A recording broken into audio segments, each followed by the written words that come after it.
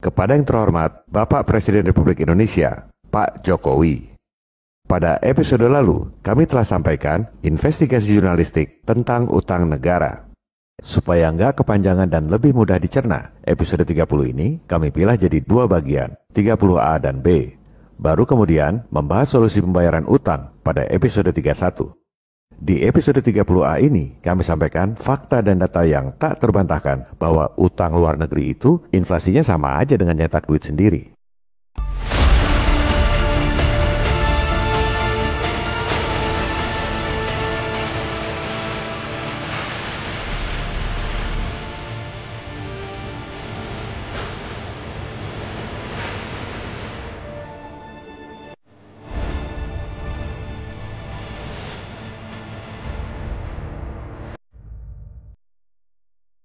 Vengeance.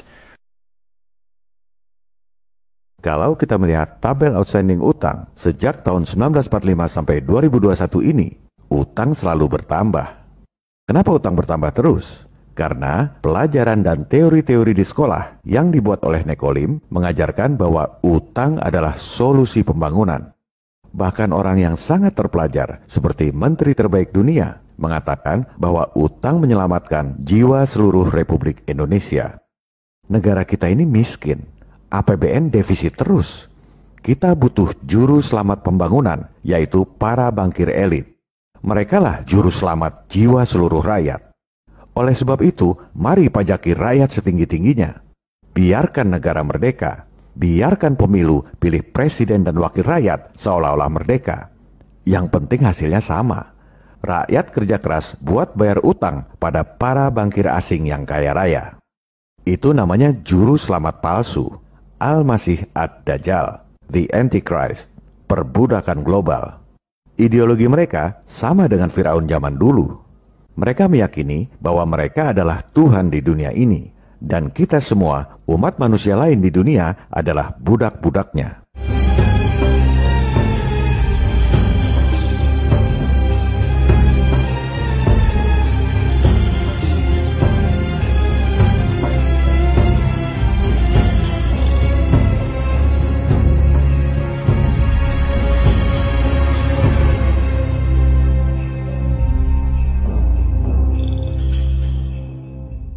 Kontributor utang terbesar di era sekarang ini adalah proyek kereta api cepat dan anggaran PEN. Utang kereta api cepat sekitar 64 triliun rupiah. Anggaran PEN untuk tahun 2021 ini saja 688 triliun rupiah. Dua-duanya di bawah Menteri Pengadaan Vaksin. Salah. Menteri Erick Thohir. Kami tidak mengkritik kereta api cepat, Pak. Yang kami kritisi adalah model pembiayaan utang yang didorong oleh para menteri Bapak. Kami dukung pembangunan infrastruktur yang Bapak canangkan. Jangankan satu proyek kereta api cepat, Bapak mau bikin 2 proyek pun kami dukung. Asal model pembiayaannya bukan dari utang. Semua menteri dan teknokrat Bapak bilang kita nggak mampu biayai proyek-proyek infrastruktur, makanya harus ngutang. Pada episode 31 mendatang, kami akan tunjukkan bahwa sebenarnya kita mampu. Jangankan biayai proyek kereta api cepat yang hampir 100 triliun itu. Bayar utang 6.000 triliun pun kita mampu lakukan dalam sehari. Kembali pada pernyataan Menteri Sri Mulyani bahwa utang itu menyelamatkan jiwa seluruh rakyat. Coba kita lihat faktanya. PT KAI yang tadinya untung 1,5 triliun jadi rugi 2,5 triliun per Oktober 2020. Jiwa siapa yang diselamatkan oleh utangnya Sri Mulyani?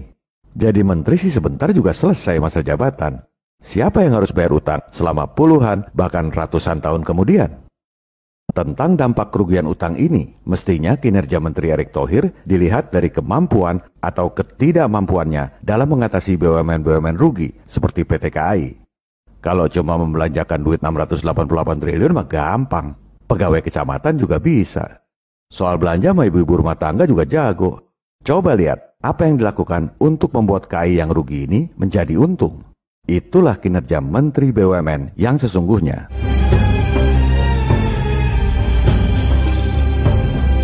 Duit dari mana untuk membiayai anggaran PEN 688 triliun rupiah itu? Pasti ngutang lagi. Orang APBN defisit terus. Kalau negara menggelontorkan anggaran 688 triliun Terus pandeminya selesai sih nggak apa-apa, Pak. Masalahnya, digelontorkan 688 triliun pun, pandemi tak akan selesai. Malah diproyekin. Tahun depan, gelontorkan lagi 688 triliun. Itu yang membuat pandemi ini nggak pernah selesai. Karena jadi proyek yang menguntungkan buat para oknum di berbagai bidang.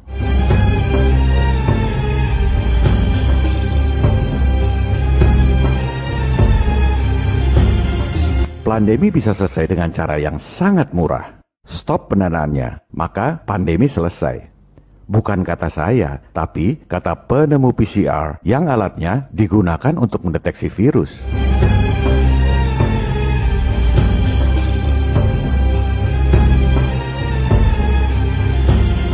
Para dokter, profesor di seluruh dunia menggunakan alat PCR, tapi nggak mau dengar apa yang dikatakan oleh penemunya. Seolah lebih ngerti PCR dari penemunya sendiri. Padahal sebenarnya nggak pernah bikin apa-apa. Saya nggak mungkin jelaskan ini di YouTube karena pasti dibredel. Kami sudah jelaskan di episode 26 dan 27. Karena dilarang di YouTube, kami simpan di platform milik kami sendiri, mbakyoutube.com.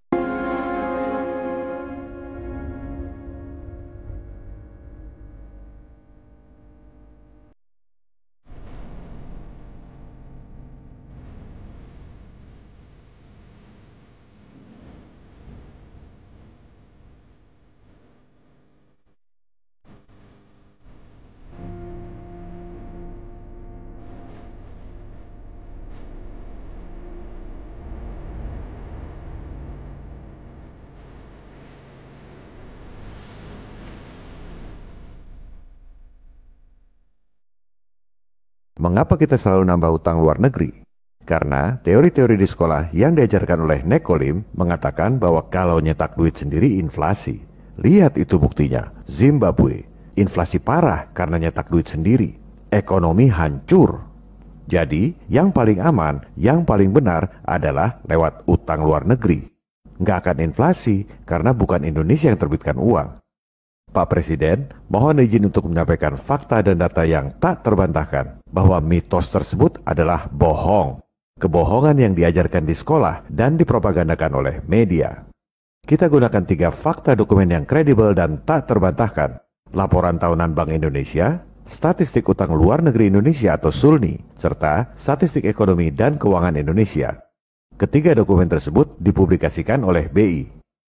Rakyat Bapak ini cerdas, Pak. Bisa menganalisis keterkaitan antara utang luar negeri dengan uang dalam peredaran yang tidak dihitung oleh menteri beserta para pejabat Kemenkeu. Meskipun kami ini cuma tukang becak dan tukang sayur. Saudara-saudaraku tukang becak.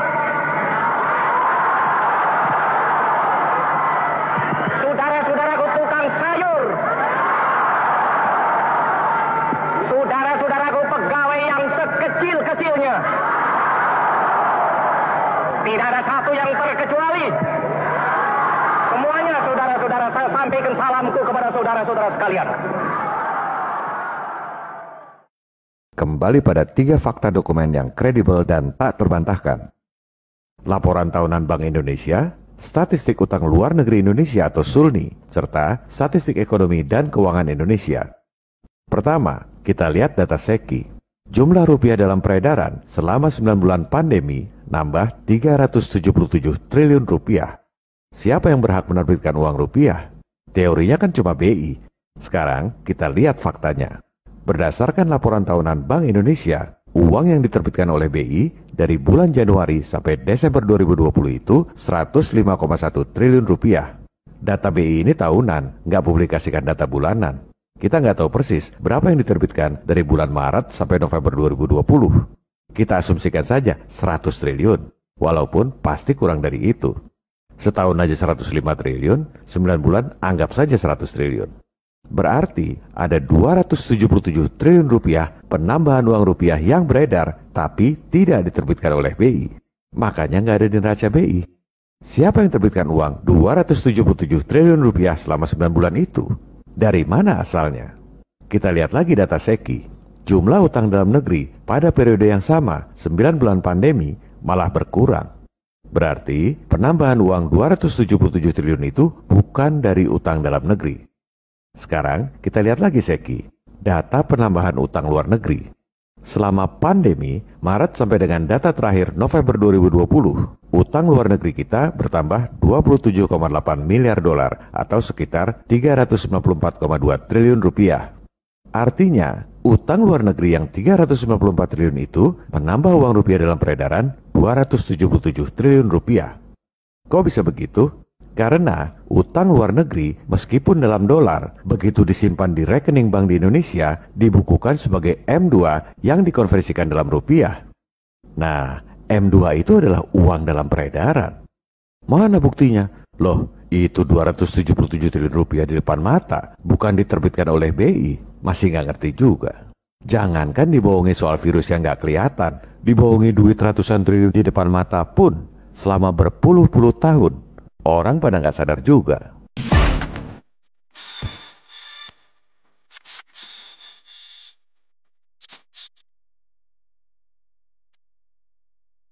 Kok jumlahnya nggak sama? Utang luar negeri 394 triliun, penambahan uang yang bukan diterbitkan oleh BI 277 triliun. Selisih yang 117,2 triliun kemana? Hanya ada dua kemungkinan. Pertama, ada utang luar negeri yang sudah dibukukan, tapi uangnya belum masuk Indonesia, 117,2 triliun. Sehingga belum tercatat di rekening bank dan belum menambah uang dalam peredaran. Atau kemungkinan kedua, ada uang yang disimpan di luar negeri, makanya nggak tercatat sebagai uang dalam peredaran di Indonesia. Bisa juga kombinasi, ada utang yang duitnya belum masuk, ada juga uang yang disimpan di luar negeri, saldonya 117,2 triliun itu. Jadi, bohong besar kalau dibilang nyetak duit sendiri inflasi, kalau utang luar negeri nggak inflasi. Buktinya, utang luar negeri menambah rupiah dalam peredaran juga. Inflasi juga. Terus, buat apa ngutang? Baik nyetak duit sendiri maupun utang, dua-duanya sama-sama nambah rupiah dalam peredaran. Sama-sama inflasi. Bedanya apa? Bedanya, kalau utang luar negeri itu harus bayar pokok dan bunga. Kalau nyetak duit sendiri, nggak bayar pokok dan bunga. Mohon maaf Pak, Bapak pilih yang mana?